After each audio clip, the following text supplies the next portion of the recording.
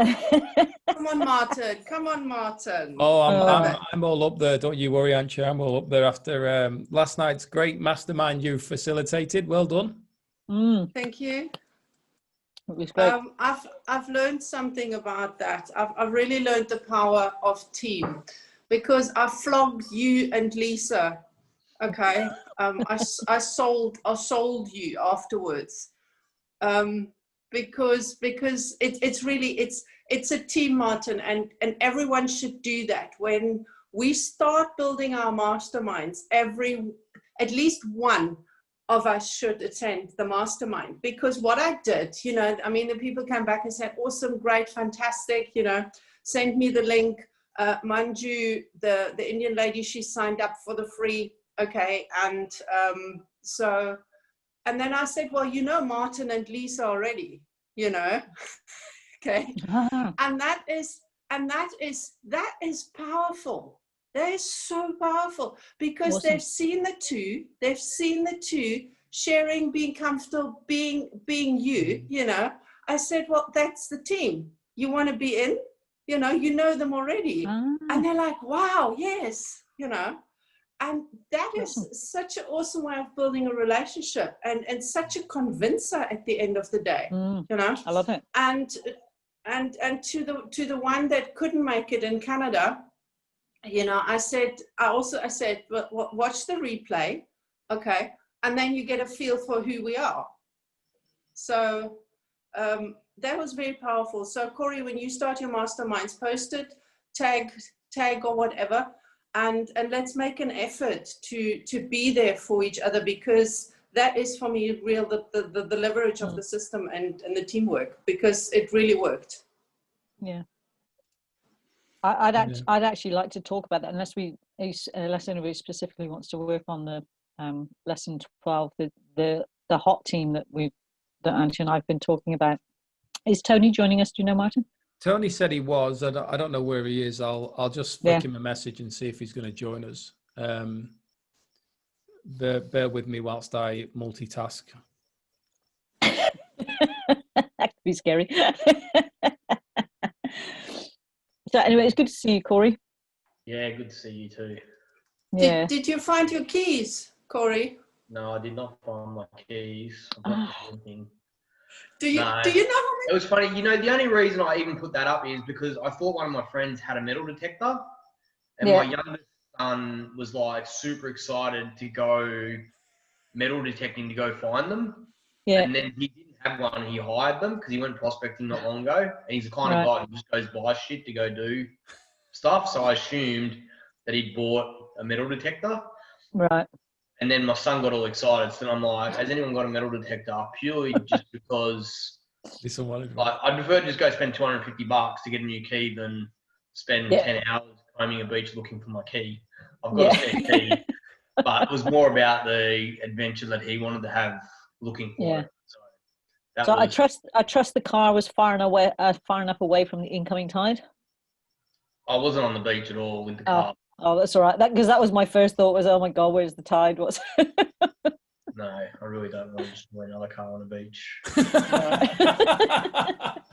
Oh, look, up in Port Hedland, people would do it regularly. There was what was called the spoil bank, and it's where BHP, when they dredged the channel for the ships to come in, dumped all the spoil. Used to be called Mystery Bay. Now it's the spoil bank. Go figure. But it's when the tide comes in, it gets cut off. And you can always tell when there's new people in town because the tide comes in, and the tide comes in really, really quickly because it's long and flat. So when it comes in, bang, it's in very quickly. We got like 7-meter tides.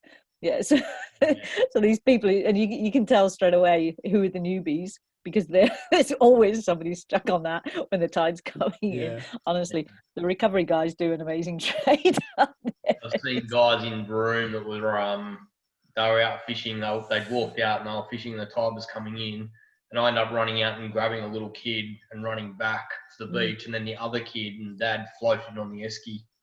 Yeah, because it does. Tide comes in really, really quickly, very quickly. Yeah, it's interesting. But no, I was just literally down there coaching a couple of 16-year-olds that I'm prepping for state soccer side at the moment. So, and somehow my key fell out of my pocket. Anyway, it's really an uneventful story. We actually had that. We were, hey Tony, Sorry, it was like embankments where we used to walk along with the dogs, and my mum lost the keys. And I was only a kid, and I remember us walking along there for ages with a metal detector trying to find them, and we never found them. But I remember it being fun, so I was just thinking about what it was like for whichever one of you boys. Yeah. He was super excited, to go hunting for these keys. But anyway, my wife got a phone, bring the spare key down. Well, I love metal detecting. I think it's awesome. We've been doing it for years. And then on the beach, often people come, I've just lost my keys, you know. And if it's within a couple of minutes, you actually have a chance, you know. But if you go home and then go back, forget it. It ain't going to happen. You know, you've got to really stand there, don't move where it happened.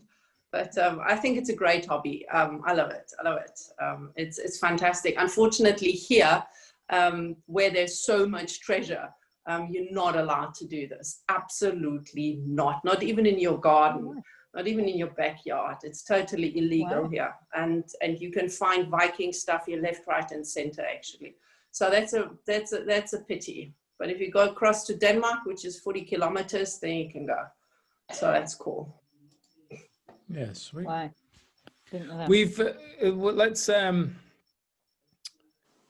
let's get into the principles, and then there's only 5 of us on the call, so in 10 minutes we'll be through Outwitting the Devil, chapter 12, and we'll be closing that book, which I know there's going to be a woohoo going on, fist pump. So before we move on to the universal laws starting next week, is what I feel like we're going to be diving deeper into. It's certainly an area that I want to, so you know, hopefully you guys choose to join me with it. And then we'll go through what, Lisa, you had mentioned before. What I would like to do from a Noble Goldman angle, and this is going to be dictated by however you guys are feeling, and I'm not attached to any of this. Tony had an interesting experience this morning with his current mastermind group, and then explaining Noble Goldman to them. So it would be cool to maybe do a bit of this is what Noble Goldman is. If you were explaining it to somebody, just to give everyone a bit of confidence. But we'll just, like I said, I'm not attached. We can just flow.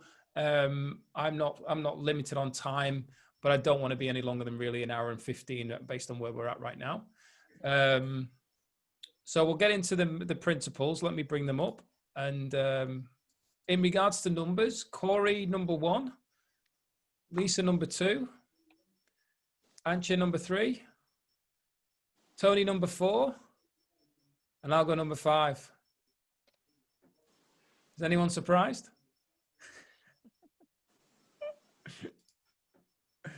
Over their heads. Never mind. What's below our heads? All right. The purpose of the mastermind is to learn leadership, build teams, and create multiple sources of income together. We are here to inspire and challenge each other to reach and exceed goals. Each member is committed to their own success as well as the success of every member of the group. We are committed to meeting in person or virtually for 1 hour every week. We are present. There is no multitasking or distractions during meetings. We are collaborative. We listen without interrupting, lecturing, or judging. We celebrate each other's successes without jealousy. We are honest and participate by giving thoughtful feedback. We are open and listen to different perspectives without being defensive or offering excuses. We trust fellow members enough to share fully. We are focused, but we also think it's important to have fun during meetings. We are real and authentic. This is a no bullshit zone. I can say that because Rosa's not here. We allow ourselves to become completely aligned with each other, and the high force is one mind, one soul, one love. Noble Goldman International is a conscious, aware, and engaged global community of abundance and freedom creators. Our mission is to create 1 million millionaires who are free from the time for money paradigm. We focus on creating multiple streams of income through masterminding, team building, and the effective utilization of the internet-based platforms. Excuse me. The mastermind becomes an opportunity for self-mastery, where the self-transcendence shift from the me to the we to the us occurs. As congruence and engagement increases, the world's consciousness is then raised one meaningful conversation at a time. I guess that last line, because I couldn't see it. Did I get it right? Question, Martin. Almost. Yeah, mate. I think on yesterday morning's call, you only did 13, not 16. Was that an oversight, or is it different between the mastermind call and the leadership call? Different between the two.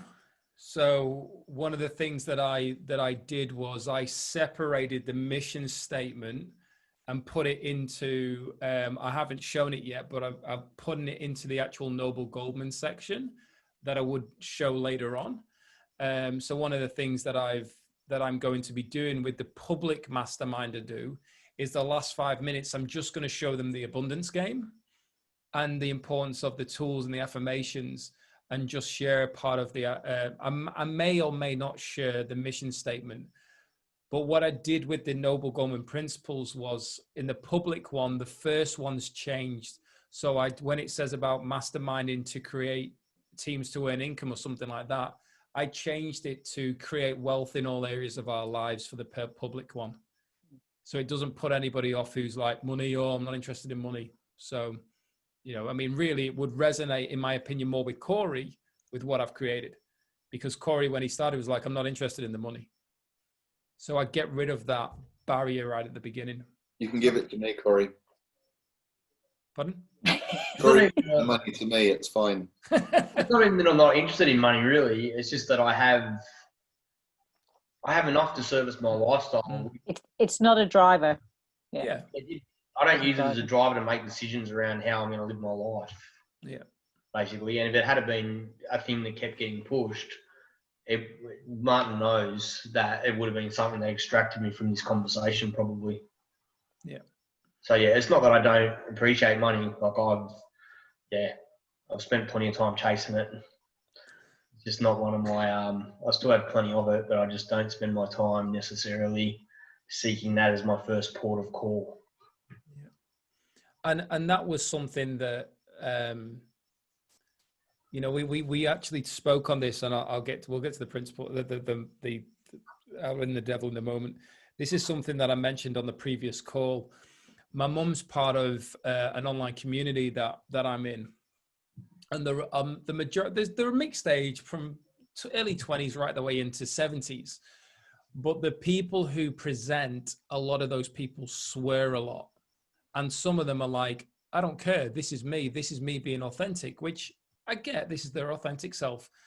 But I also don't believe that we need to express through swearing the way that some of them do. And I'm talking like pretty much every 5th, 7th word is the F-bomb. It's uncomfortable for a lot of people.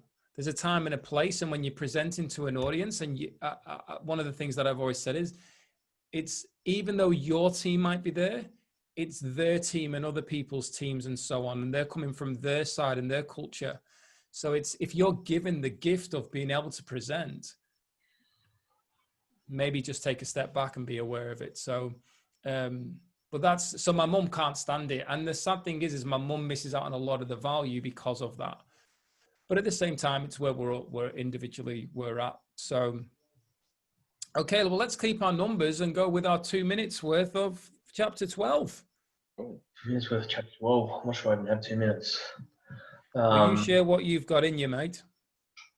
I found, when I was listening to it today, I resonated with we create wisdom after 40. I guess that's something that come up a lot with me and you guys talking about my wisdom. And I was kind of just thinking back, like, I'm a really critical thinker. So it kind of made me really realize why I am such, or come across as being so wise, because I really think critically about my life, about incidents that have happened and conversations that happen. one-liners that come up, like I often dig into those threads and think like, how does that relate to my life and my experience? And I think that often, so when I speak about that stuff, it comes across as being wise because I think deeply about a lot of those things.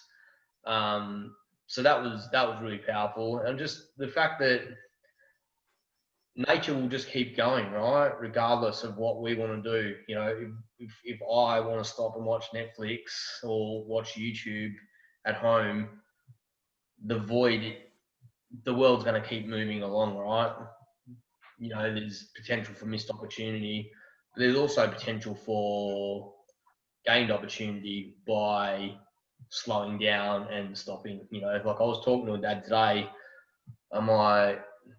I said, man, yeah, today was like hectic because of school holidays and I've organised this rite of passage for like 8 teenagers this weekend, and I'm like the driver behind it, so I'm organising food, getting water cans because we're going bush with no facilities basically, so I'm like firewood.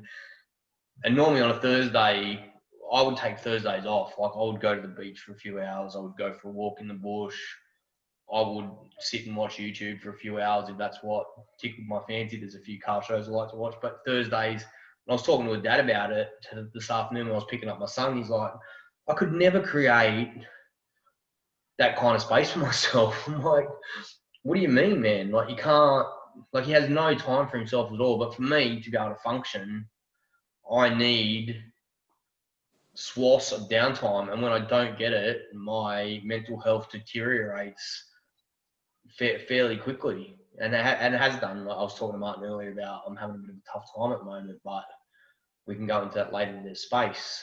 So it's really interesting, right? Even though I'm in this space that I'm in, so time just goes on, right? I'll share the example I'll share with Martin. You know, like some people have the luxury of doing the work and then taking a day or a week to process what they went through. You know, like I had a really deep session with a psychologist this morning. And I had a 40-minute window to lay down and just sit with it. And then I had to get up and go, like, because I've got 16 people this weekend that are relying on me to have the activities, the food, everything organised. You know, dropping my son off, picking my other son up. I don't have an option to just go, I'm having a rough day, I need to stop.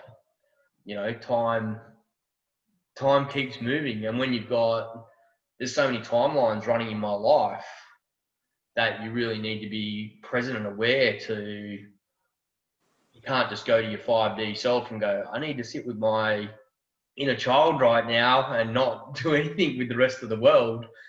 You kind of have to like park that. And that's really difficult when you want to be deep in the work. That's really, really difficult to do. And I know there's going to be space that comes up this weekend out in the bush with the boys. I'll be able to create space to sit in nature in silence, even in a group of people sitting around and just looking at a fire. I can be processing my thoughts and still be present to all the people that are in the room, right?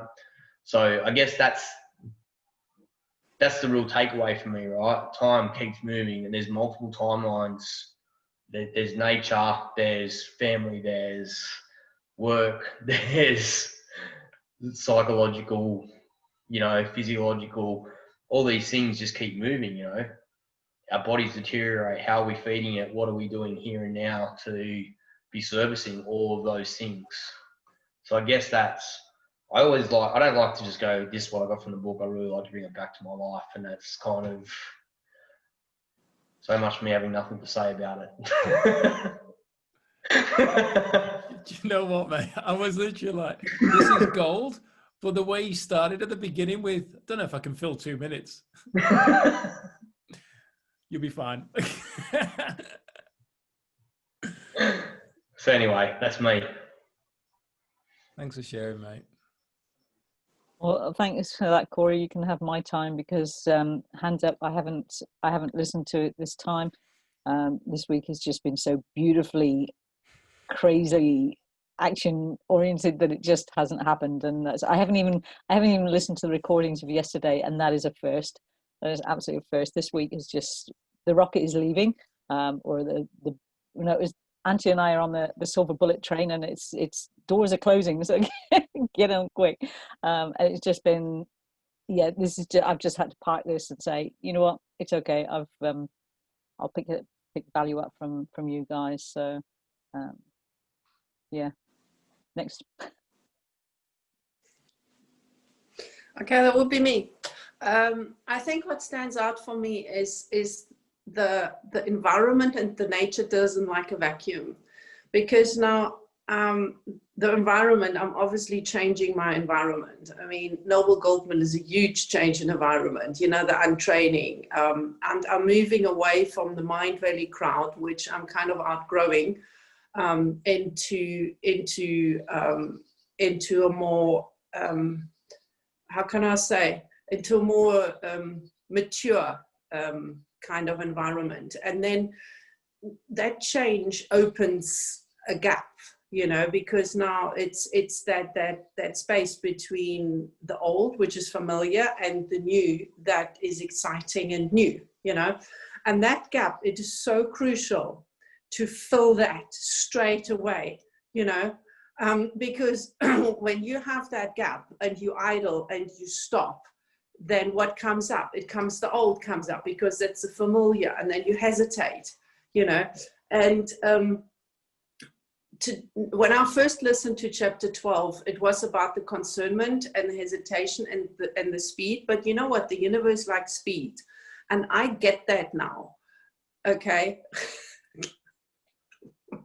No, there was. I was waiting for it for years, you know, and there is, no, I've lost my thought, Lisa.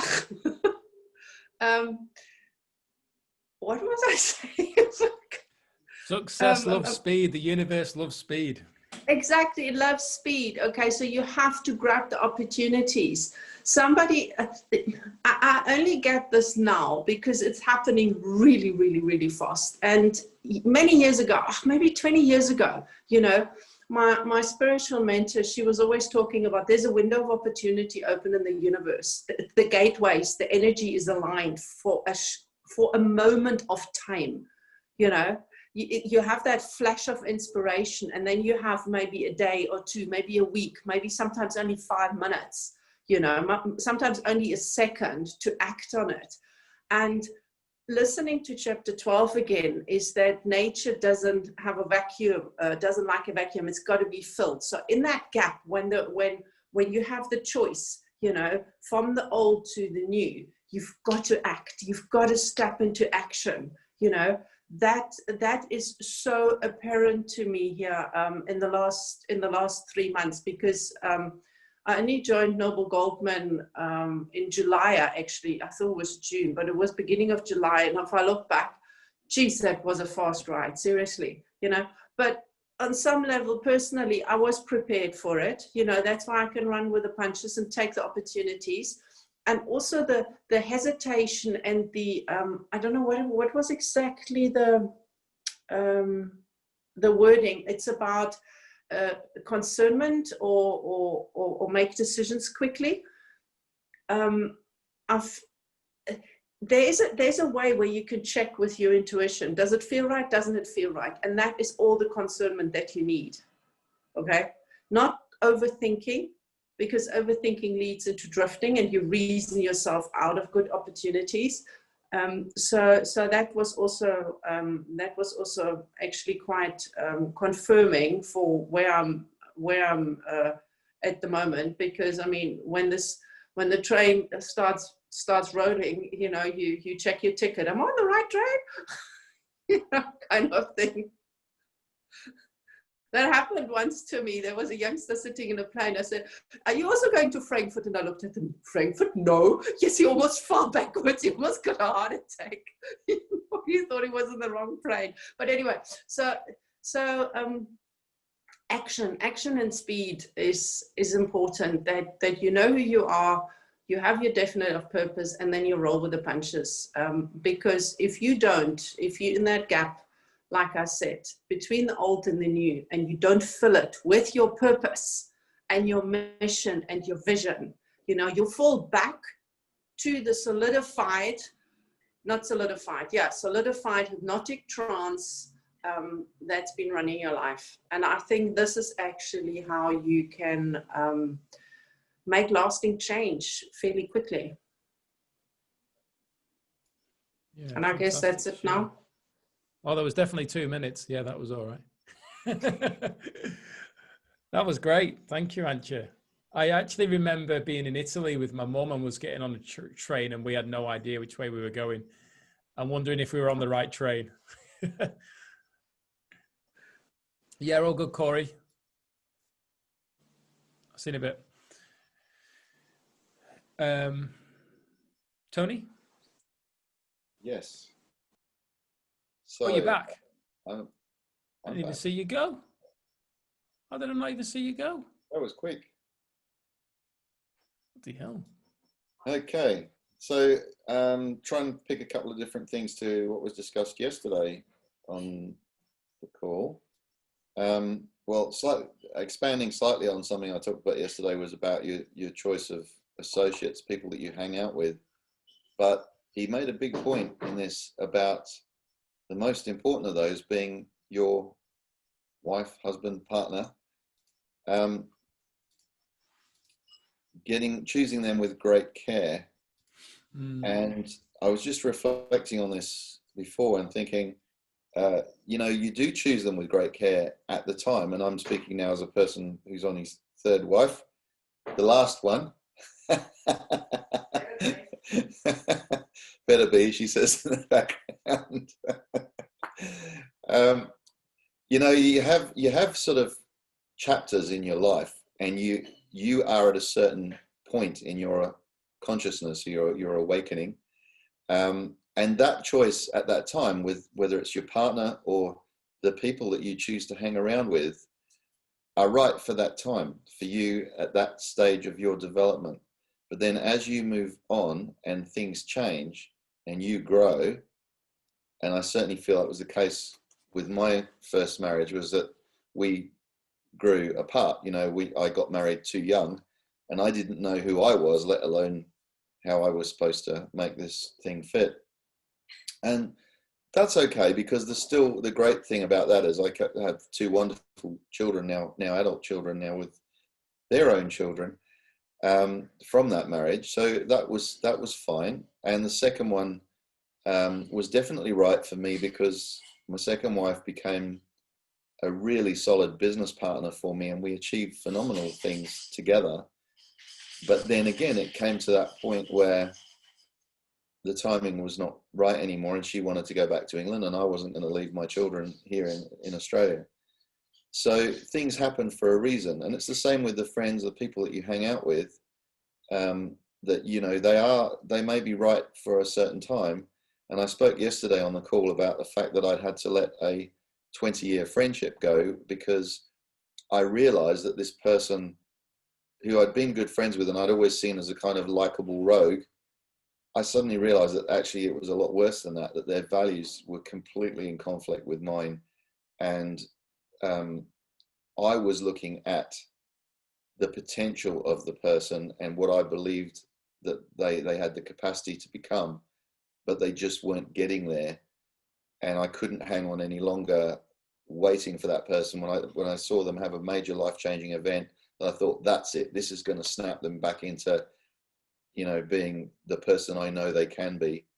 And then they went, if anything, worse than they were before, and were sort of acting dishonestly and doing dodgy things. And when I realized I wasn't just imagining this was actually going on, then I can't stay friends with that person, because if they're going to be like that to other people, I can't tolerate that. That's not in my value system.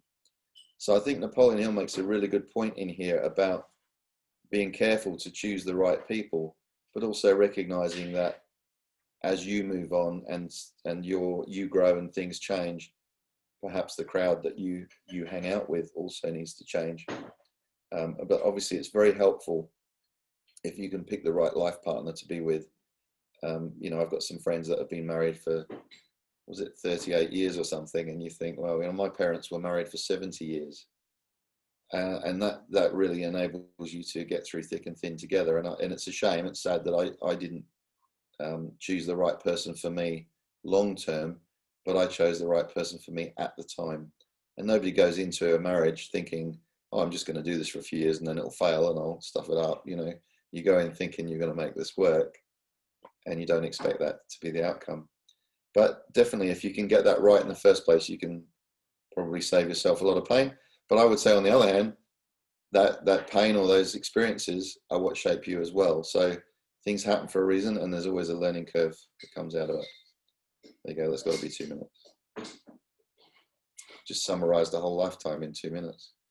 That was awesome, Tony. Yeah, that's. I love the fact that Joe chirped in as well when you said about the wives. Always listening. They're always listening. Bloody amazing how they can listen to 3 conversations at once, honestly. Yeah, thanks for the shares there. And what you shared before as well, Andrew, that was what was my share yesterday. I was blown away with how nature just fills the void. Really it shed a lot of light on certain things in my life that I was reflecting on during that chapter. Well, one of the things that really got me as well was when the devil spoke about the next principle of time in the 4th dimension. I've got it written down here, as I always do, based on my notes. Time is the law of hypnotic rhythm. Time divides all thought habits into 2 classes. Negative thoughts and positive thoughts. Only through voluntary effort can a thought be changed from negative to positive, or vice versa. And I just sat there and listened to it and went, wow, the power we have to decide which way we're going to go in any given moment. And now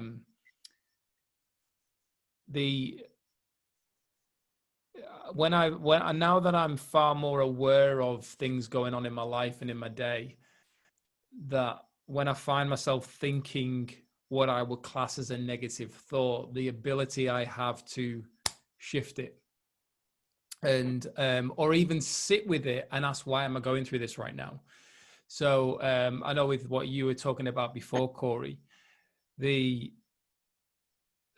power in that of going through that whole process of, especially with the suicide stuff, that was something I wanted to work on my own, and go through and really get into it and ask why am I feeling this way? Why am I having these thoughts? And it felt really good to just process it instead of seeing it as this big negative and blowing it out of proportion. And I know that there's so much more that I could do with it through further work. But even being fine with it has allowed me to move forward. Like, being grateful for it has also allowed me to appreciate what I've got as in my life. And I heard on an audio recently, and I don't know who was talking, and it said most people would rather just give up and die than actually commit to something because of the work that's involved.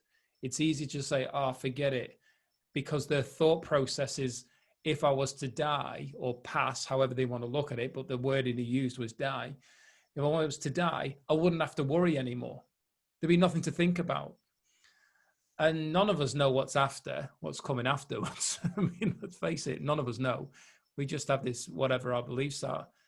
So as I was listening to this thing that really stood out to me about time and the positive and negative thoughts that we have, just really made me appreciate how much I've grown and started to appreciate more time and the thought patterns of that I have each day. So big one really for me, and just that one.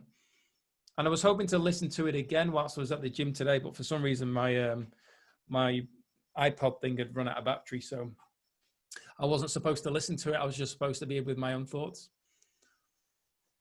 So that was what I got from that little section. Can I just throw you a devil's advocate question here for a second? You may.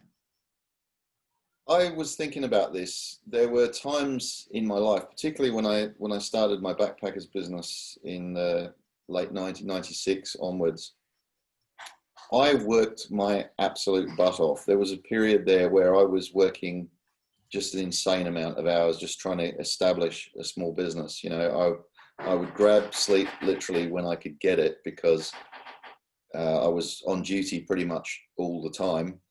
And if people arrived late from the airport, 2 o'clock in the morning, there were times I would have gone home and gone to bed, and the phone would ring and I'd have to get out of bed, go back to the business, grab the bus, drive out to the airport, pick people up, bring them back, check them in, and sometimes do that a couple of times, and then be up at 7 for the Greyhound train coming in the morning, or the Greyhound bus or the Indian Pacific train. And so it was literally just grab a couple of hours, or, fall asleep on the couch or something whenever you got the chance. And I really did. I mean, I know people always like to say they work hard, but I know there was a period there where I was just working ridiculous amounts of hours. I mean, I didn't actually, at times I felt it was hard work, but there was times when I just loved what I was doing anyway. So it didn't matter. It was just, joyous to be living in charge of my own destiny. But the point I was going to come to is that sometimes you wonder, when you work that hard at something and then at the end you don't really get this huge result from it, was it all worth it?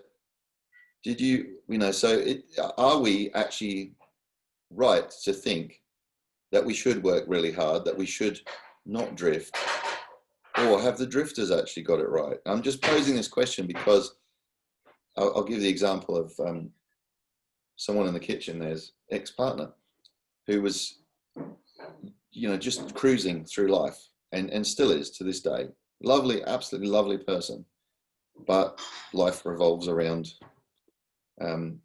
smoking the stuff that's not tobacco, and so consequently there's not a great motivation level there. But Joe's dad used to say, have we all got it wrong? Has he got it right? Because he's happy and he's just cruising through life. So I'm just putting it out there just to see what you guys think. It's relative to what makes you happy, right, Tony? Like, I know that if I was smoking weed every day, I would not be happy. But there's a guy that I work with, he does 25 hours a week. He smokes weed on his days off. He goes to the ocean. He's in work. He's out of work. And that's his life. He's like, man, he says to me, he's like, Corey, I don't understand why you work at the gym. I go, man, I fucking love it. Like, I love getting up at 5 a.m. or I'm up at 4 a.m. on a Friday morning. I'm taking tomorrow off because I'm a bit burnt out and I'm looking after myself. But typically I'd be up at 4 a.m. on a Friday morning. I'd be in the gym at 4:30, open the doors, let people in. And I'm being outrageous at 4:50, being a drill sergeant, screaming at people in the class, making them run laps. And I just love living that life, right? So it's relative to what makes us happy. So for whoever you're talking about, his happiness and for the guy that I work with, their happiness is based around, he would be happy to live in Bali and surf all day and not do anything, right? That would bring great happiness. But for me, I personally need to be being productive and being of service to others and working towards that. Not necessarily, like someone said to me today, like, man, you work so hard. I'm like, oh, nah, I don't really. Like, I'm pretty happy with what I'm doing. I don't feel like it's hard work. I have worked hard earning money in the past. I would do 60, 70 hours a week and I ran myself into the ground back in the day, but that was work. There was no happiness there. I was this angry, hostile person who had no joy in his life, really. And I was just chasing the money to buy stuff to fill the void. As we said, I filled the gap with fast cars and jet skis and boats and whatever else. The void has to be filled with something. So I guess that's my perspective on it. There is no right about the journey that fits it for everyone. I've got a question there for you, Tony. Okay, what is your definition of a good outcome? Because you said you work hard and then you don't get an outcome, the desired outcome. What is the definition? Is that the money in the bank account? If you work a lot of hours and you have a lot of money, is that then success? Or meeting all the people, getting the connections? This is the paradigm shift, and this is the definition in society. You know, X amount of hours needs to equal to X amount of money. Otherwise, the balance is off. But if you go volunteering, for example, for 3 weeks in whatever institution, and you're volunteering, I mean, there's people paying money to volunteer in shelters and in orphanages. Now they pay for their hours and they work a lot of hours. Now, nobody says, well, that was very hard work, but how was the outcome? It's priceless, you know? So I think this is where we need to ask ourselves, what is the definition of success, and what does it mean for us? And then kind of calibrate there. And like you also said, at some stage you were working so much, and you loved what you're doing, so it didn't really matter. That's again from society dictates us, you know, 40-hour week is okay, 70 is hard work. But if you love what you're doing, who cares? Do you actually look at the clock when you're in the zone? Do you look at the time and say, whoa, I'm on this for 2 hours, let's take a break, you know, it's too hard? No, you don't. You know, it's all the nonsense rules and regulations that we've picked up from society, the definitions, which are not necessarily ours. And I think then we come into conflict. But I like doing this for 60 hours. And then other people say, but you're not getting paid for it. So there we go. Asking ourselves, self-doubt, the devil speaking. No, you're not good enough. I'm devil's advocate. Yep, devil's advocate. That's it. Well, it comes to our upbringing as well, right? Like my son, he sees how I work. Like he thinks I work hard, but he knows I don't work massive hours. He knows I'm available to take him to school. I pick him up, I take him to sport. He knows that I have enormous capacity to be showing up. And he also observes other kids' dads that, we use an example today, you know, like I said, your friend Joel's probably going to grow up and work 60 hours a week. I said, you're probably going to grow up and you'll probably have your own business by the time you're 15. He's like, yeah, Dad, I think I'm going to tutor young kids who need help with maths because I'm really good at maths. I go, cool, man. He goes, but I don't think I'm going to charge for it. And I said, well, no, you need to have a value for your money, right? For the effort that you put in. And I said, but you only have so much time, right? So what do you do when you only have 10 hours a week to coach people? What are you going to do when you've got 20 hours worth of work? Are you going to give up school, or are you going to get one of your mates who's good at maths and say, hey, I'll give you $17 an hour to tutor this kid and you clip $8 off the top. So you're earning $8 an hour for every time your mate goes and tutors someone.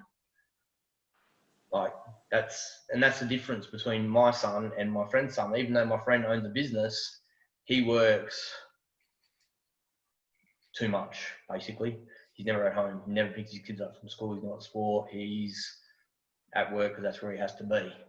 So the paradigm of success, of have to work or whatever, is passed down from father to son.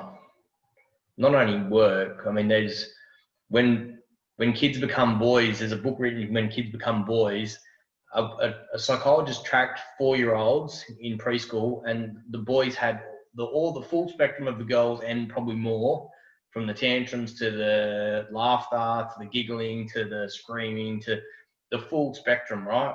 By the time they were 6, they had lost all of it except for anger and aggression. Because that's what they've seen everyone else doing, right? So we need to be super mindful of what's getting passed down to generations beyond us. So yeah. Good point. It's a really powerful point, that, Corey, because I only have memories of my dad working multiple jobs, leaving the house before we even got up because he actually was the store opener at Marks and Spencer's in the UK. And then he was at work, basically worked from 5 through till 12, I think, or 1, and then came home, had his lunch and went off to his next job. And then after that, he went off to his next job. So we didn't have much money wise, but there was always food on the table, clothes on our back and roof over our head and stuff. Well, my dad always worked super hard, and that's all I ever knew. So it was conditioned in me that you had to work super hard to get by, and that I was never going to be rich based on monetary rich, because it was drilled into me. And obviously you look around and you see what's going on, and you don't know any different because that's what you grow up in. So I can't say that my childhood was good or bad, because it was what it was. Yeah. Like there's nothing to say it was good or bad. It was what it was.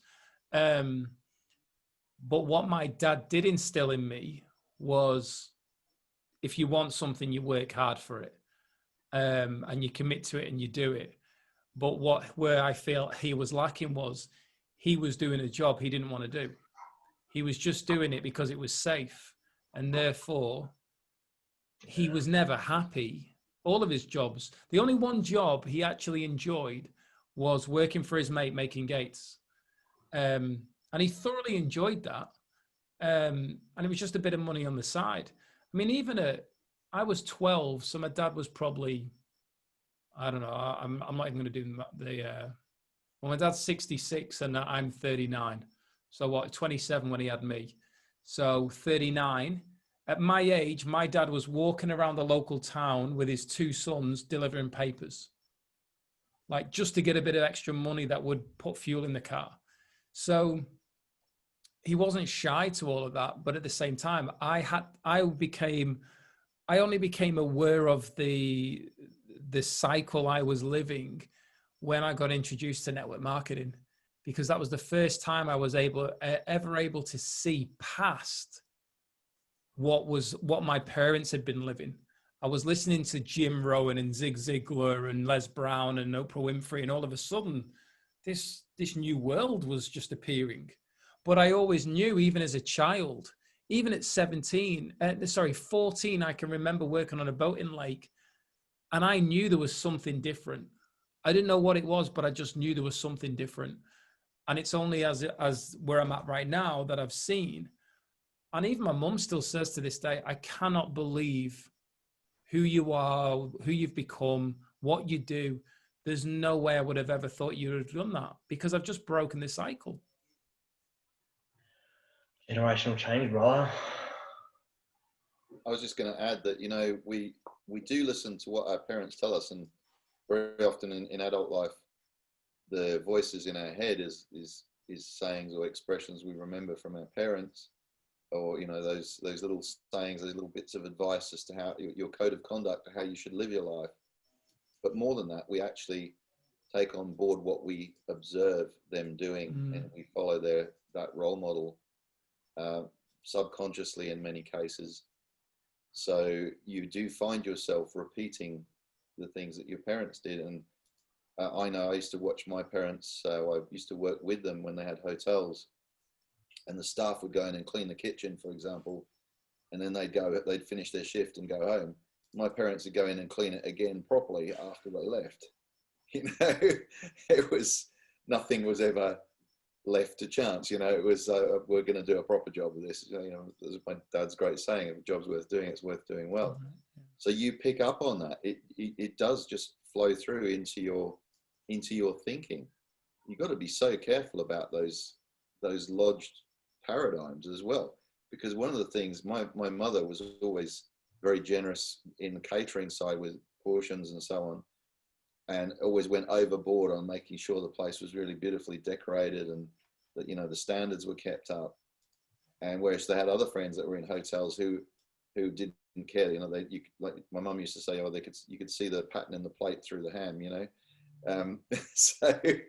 so she had those sort of standards. But because of that, she said, we'll never be rich, because we'd rather make sure everyone has a good holiday, and I can sleep at night knowing that all the people that came and stayed at my place had a good holiday. And then I found myself years later pretty much saying the same thing at my backpackers. I wasn't in it for the money. I wanted people to have great holidays. And I actually said, I don't care if I come out of this without any money. I'll have had a great experience and met amazing people. Well, I bloody nearly did come out of it with no money at the end, because that's, it becomes a self-fulfilling prophecy. But to take Angela's point, having read a lot of Eckhart Tolle stuff this year, the most important thing is that we're present and that we're living in the now. So whatever your version, whatever your definition of success is, that you're present to it, that you're appreciating every moment that you've got, because time is our most finite asset that we've got. And that's what prompted me to kind of ask that question and throw it out there for debate. Yeah, it was a powerful question, man. Absolutely.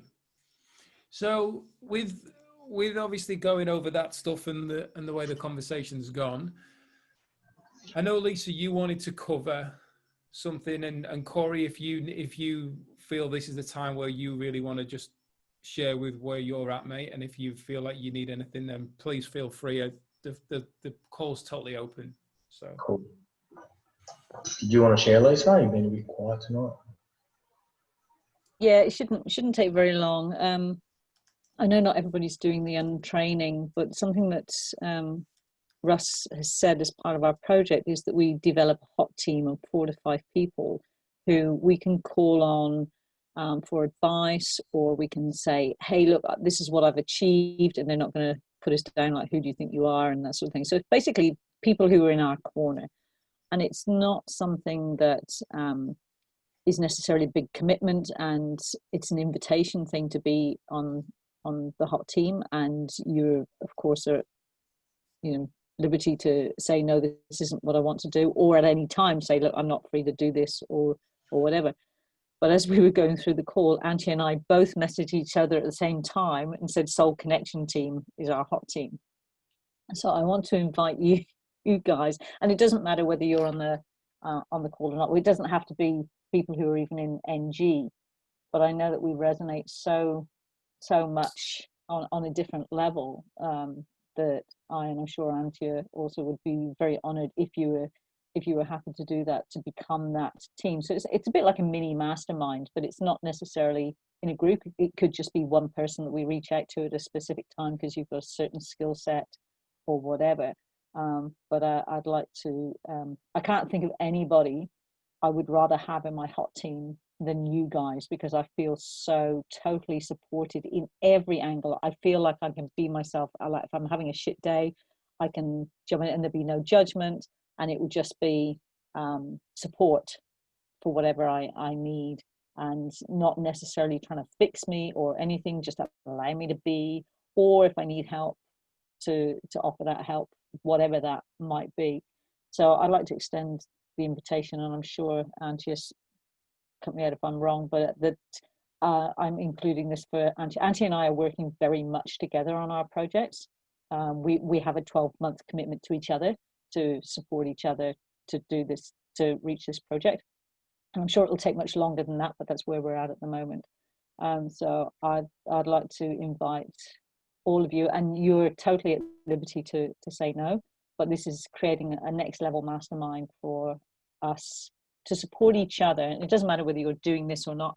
It would be returned. It's just not just you guys supporting Auntie and I. It's about us supporting you being able to call on us if you need to at any time. But it's no pressure. It's an invitation, and it would be an honor to have you guys in my corner on my team. And I would see you almost like my board of directors, just because the thought of doing this journey with you guys on my team is just lifts it to the next level, just takes it to the next level. So it's entirely up to you. How do I invoice my good looks on the call? So yeah, I'm just putting it out there. If you guys are interested, please let us know. And if you're not, that's fine. It's all cool. But I would love you to be in my corner on this journey. Well, I for one am honoured at that, and absolutely. Thank you, Tony. Yeah, I think the 3 boys are in. 3 musketeers. Yeah, 100%. Thank you. And I know Tony's doing, I don't know if he's got as far as putting his project together yet, but Tony's doing the same thing. And I know that Martin has signed up, and at some point we'll do that. But I mean, the untraining thing with Russ, when it came about, I didn't know too much, as I said to Lisa earlier on. I knew that I already had other commitments when it was going to be running, but it was Russ, and I knew there was going to be value. One of the things that I thought, for me personally, I'd gone, oh, well, you know, Corey's not in MLM, Lisa's not in MLM, Tony's not in MLM. And I was like, oh, well, they won't be interested in like what he was given with the free ticket. And because of me being where I was thought, well, to be fair, the person who I work with every day, who's also not in MLM, but works with me, is Beth. So she needs this training. She really respectfully needs to go through this process as well. And then I find out that Tony and Lisa are in, and I was like, bloody hell. And you said something really fascinating today, Lisa, in regards to that, because you weren't in MLM, but you've got so much out of this training. And I was like, do you know what? We're always going to get stuff, and we all know the power of, or rather how great Russ is, and what he brings to the community. So I do feel any way that Corey's a part of it, he's going to be picking up on that value as well. Oh, so. And look, I'm using it purely to build my NG business in a totally different way than I had brilliant what you've shown me. Anticipated. Thank you. Yeah. Thank you. Can I just say, I picked up something from, I've missed a few of the calls with being away down south one weekend and then away to Cocos. Nina. But so this morning, I've been running a mastermind group, a business mastermind, since the beginning of the year, end of last year. And these guys I had 3 of them in my house this morning. And as Martin mentioned earlier, I tried to explain to them, I did explain to them my understanding of what Noble Goldman is all about and what I'm trying to do here, because I'd made the decision that I wanted to morph that mastermind group into a Noble Goldman group, into another mastermind group. And they were all very receptive to it. And one of them actually was on the previous call, turned up straight away. The other 2 couldn't make it tonight, but want to come on the next mastermind call available. Can I just take a moment to interrupt you there, Tony? Veronica just became a gold star. There you go, first one. Yeah, I knew she would. And paid forward to you there, Martin. So that's awesome. Yeah, thank you. Yeah, I had the feeling that she would, and I had the feeling actually that most of them probably will come across on that. But the thing was, when I presented it to them, I'm just going to pick this up because this is something I got from Russ, because I was involved in mastermind groups years ago, not mastermind, multi-level marketing groups years ago. And I really related to what Russ talks about in the very first session about, you burn all your friends, you burn all your contacts, because it's all about go and crunch the numbers, just go and ask everybody. And they're, oh, here he comes again. He's going to ask me about that bloody pyramid schemes and all this, And so what Russ had said is just have conversations with people. And so I prepared for it today. I warned them that I was going to present something to them. I was going to show them a new concept for personal development that I've become involved with. And when I did the presentation, and I was sort of struggling to really explain it all properly because there's so much information involved. And at the end, I thought the best way to sum all this up, because I was trying to differentiate between this and what I saw as an MLM, because I see this more as an affiliate marketing setup. And I said, look, I just want to be absolutely clear. I said, I don't know any other way to say this, so I'm just going to say it. I actually don't care whether you join this or not. It makes no difference to me. I'd like it if you do, but I'm not attached to that outcome at all. But if you're interested, I think that you would all benefit from this. I think you'd get a lot out of it. And so, and that was straight out of the Russ playbook, and it was just brilliant because it just immediately you could see they were like, oh, okay, yeah, well, that's fine, that's fair enough. Because they're not feeling like you're trying to sell them anything then. So I'm certainly not begging you to join me. I'd love it if you did join me, but if you don't, that's fine. But I just thought I'd put it in front of you and see what you think. And they're all like, oh, that's really good. So yeah, I think there's a lot to learn from Russ's general approach and his wisdom in life anyway. Yeah. Go on, Corey. Yeah, I'm a bit the same. When I talk to a lot of people about this particular call, and I just say, look, man, I'm on this call. It's $200 US a year. You would get enormous value from it. In fact, I would probably pay $20,000 to be on this call, to be honest. Like, that's, in terms of the value that I get from it, that's what I feel. I'm ready to receive, Corey. You ready to receive? You're receiving in love, Martin. I thought he's going to pay the 20,000 to see me. Who's Yeah, he well, going to go to, Corey? He'll pay you, but you will pay me with them through my invoice. So, but I really say that, like, and I just say, look, I have no attachment to it. If you guys think that you're seeking community, then this is an amazing community to join. And there's all these options to join on calls and et cetera, and they either get it or they don't, you know. But a lot of them are like, they're like Facebook stalkers, you know. Like, they'll go, oh, what's this mastermind thing about that you posted about me? I'm like, what is that? I said, oh, well, this is what it is, you know. It's basically a group of people get together and we have a conversation, you know. And one guy's like, I clicked in the Noble Goldman link and he's like, oh man, yeah, I used to do masterminds with the Americans, but they just don't get our culture. I'm like, man, that is not what it's about. And then he pitched me to start a mastermind for the Australian Dads Network. I've become a corporate sponsor for the Australian Dads Network. And he's like, man, we could start a mastermind. I'm like, and I just said to him, if you want to start a mastermind, man, here it is. $20 for bronze, $35 for silver, $50 for gold. And they get weekly, fortnightly, or monthly phone calls with me. I said, but that's how I would be doing it. And I said, I'll kick back some money to the ADN charity if that's what you want to set it up.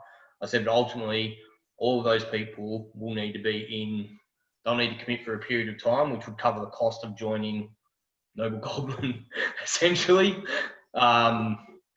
So yeah, so it's interesting. That's the kind of stuff that's coming from me. So I'm kind of like, I guess I'm organically focused on, like I've kind of said, I don't resonate with the 90-day challenge. You know, there's things there.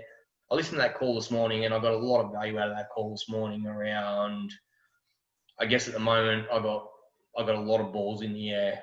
I've just committed to building 2 online programs, one for legacy, which is going to go ahead, and then another one, which is going to be kind of a rites of passage.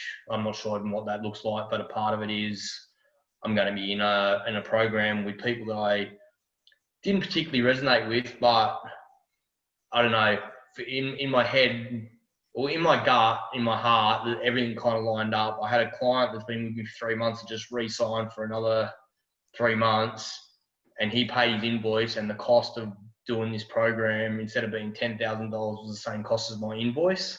So essentially it cost me nothing. And I'm like, the universe is like money in, money out, and I just need to let it flow. I keep pushing it away.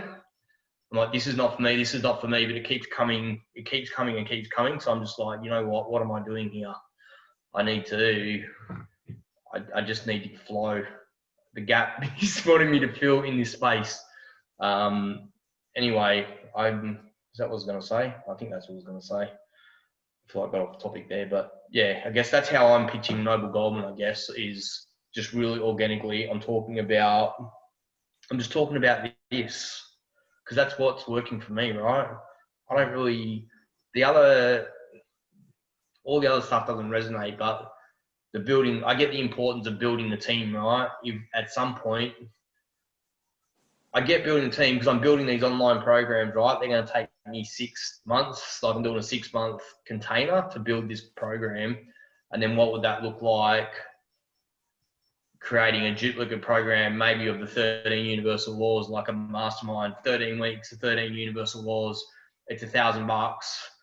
Come join me, you know, and that might be something that gets put together with us as a team, maybe, who facilitate and create that program. I guess that's where my mind's at, you know, like, okay, I need to build the thing. I'm probably not really interested in joining the MSIs that are existing, really, but what if I could create some income and then use some of that income to then maybe leverage into some of the other MSIs and start leveraging through that as a collective. But I feel like initially it would be, I would want to launch a program into the MSIs, I kind of think, but then I need to build my 12 to be able to do that, I guess. So that's kind of where my headspace is at, but I don't want to be just doing 10 calls or bringing 10 people into the mastermind group and then bang, bang, bang. I don't feel like that. I feel like that's a ball that I don't have space for in my life right now. You know, it would be another ball I would throw in that would potentially push me over the edge of having too much to do. Can I just mention that Sorry, with your Tony, yeah. MSIs? Rancho, Yeah, come on. Sorry.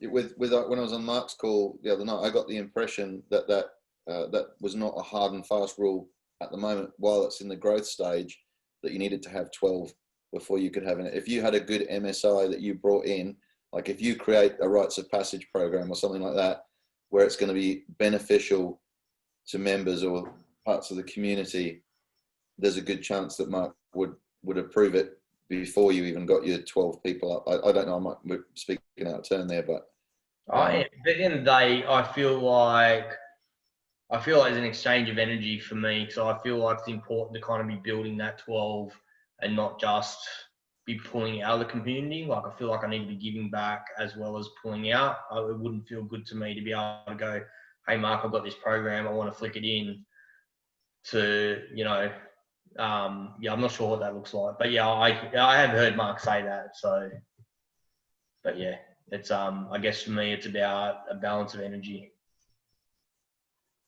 Ancha. One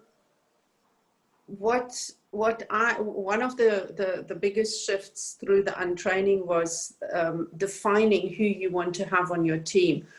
I didn't do that because, like everyone here, you know, I didn't come in at NG for the money. You know, I looked at it briefly and I thought, okay, when the time is right, we can utilize that. But now in the past 8 weeks, I became clear, you know, also with talking to Lisa, you know, what is important for the team member.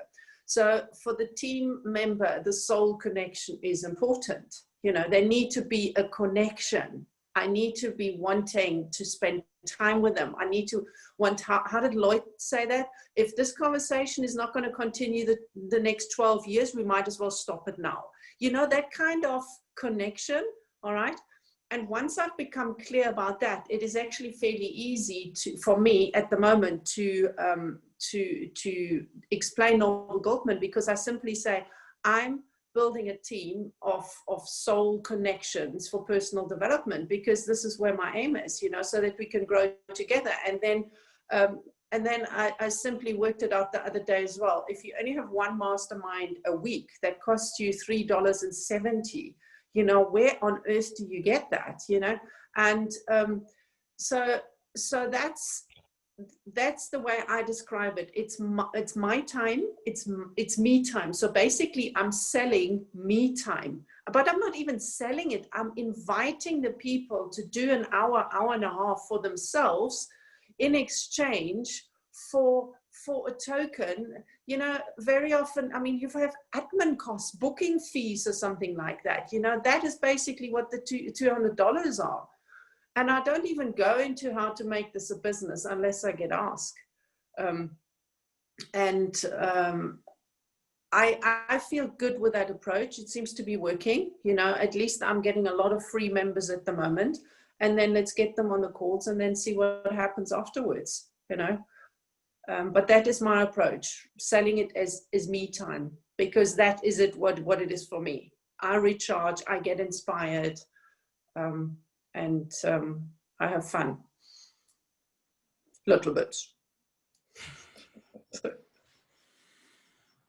Yeah, thanks for sharing there. It's really good hearing how different we are in regards to where we're at and things that are going on, and I think that's what's so great. I mean, it's funny because it reminded me when Corey was speaking about it. It reminded me of what we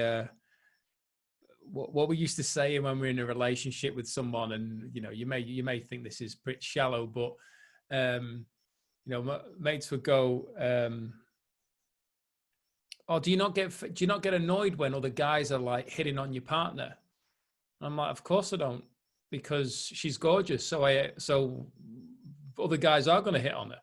Like that's just the way it is. Like so, when I look at it from that angle."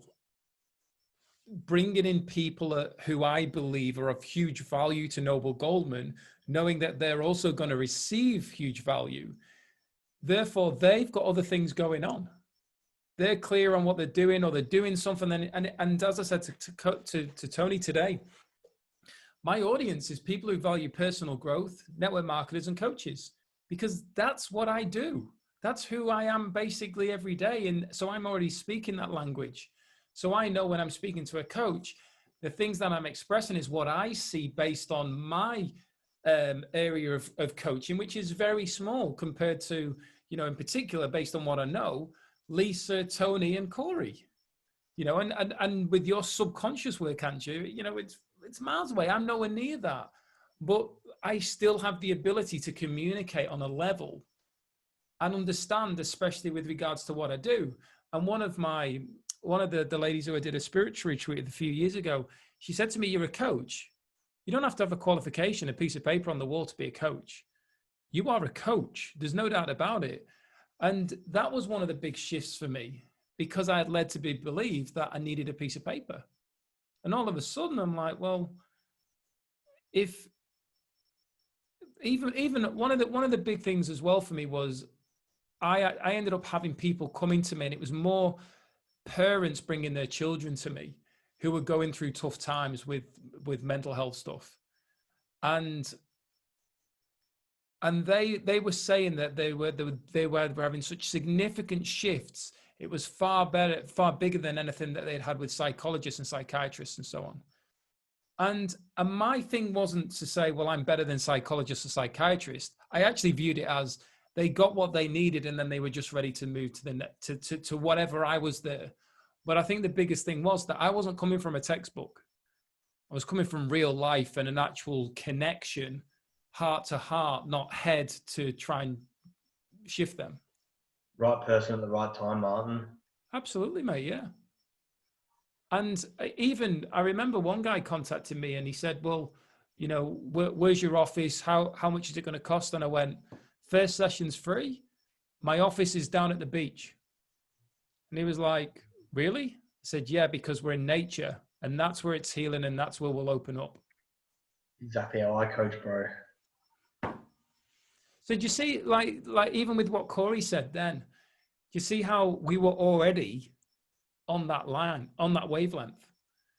So I know, and we had and Corey, when you asked that brilliant question last week, I know that the people I'm connecting with, exactly what you just said, what Lloyd dropped in. 12 years from now, we will have a relationship and we will still be speaking and we'll be supporting each other. This isn't a short-term game.